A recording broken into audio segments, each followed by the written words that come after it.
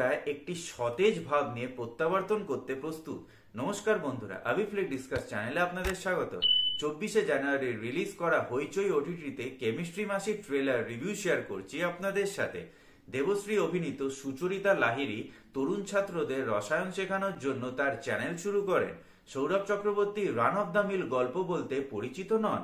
গত বছর তিনি রাজনীতি দিয়ে আমাদের মুগ্ধ করেছিলেন। এখন তিনি আরেকটি গল্প উপস্থাপন করতে প্রস্তুত।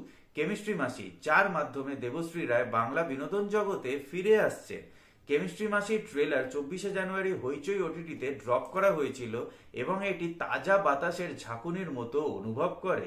এটিতে একটি সাধারণ গল্প রয়েছে যা একটি নিয়মিত পারিবারিক নাটকের চেয়ে অনেক বেশি।